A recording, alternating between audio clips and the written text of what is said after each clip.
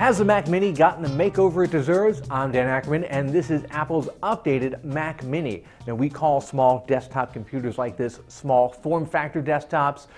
People used to hook them up to like their TVs as media center PCs, really before you had streaming devices like Roku's and small boxes like that that handled a lot of that internet streaming. Otherwise, people use them to kind of hide out of the way if you don't want a big visible computer there. The only way to get an OS X Mac system without a monitor attached like you have with a MacBook or an iMac is to either get Apple's most expensive computer, the $3,000 Mac Pro, or to get its least expensive computer, the Mac Mini, which starts at $500. Now, the late 2014 update to the Mac Mini, which we've tested and benchmarked here, is the first update to this system in a couple years. They kept the body exactly the same on the outside as a unibody aluminum construction. Inside, they updated it to 4th generation Intel Core i series processors, otherwise known as the Haswell generation. We're already a generation past that now. In early 2015, we'll see if we ever get an update to those here.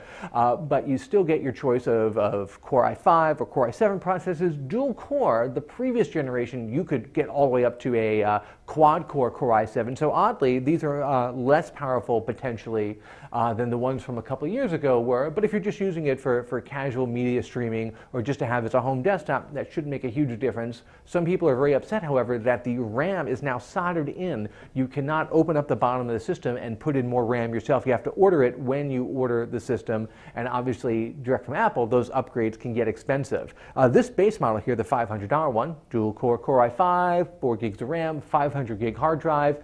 Fairly basic specs for $500. You can't expect a heck of a lot more. It's actually almost the same components, especially CPU-wise, as you'd find in the 13-inch MacBook Air or the least expensive 21-inch iMac. So a good way to look at it is you're getting that level of performance for about half the price. There are some other competitors now who are getting back into this mini desktop market where people haven't done a lot in the last couple of years. I especially like this HP Pavilion Mini right here that's actually It's got a smaller footprint than the Mac Mini, but it's actually thicker.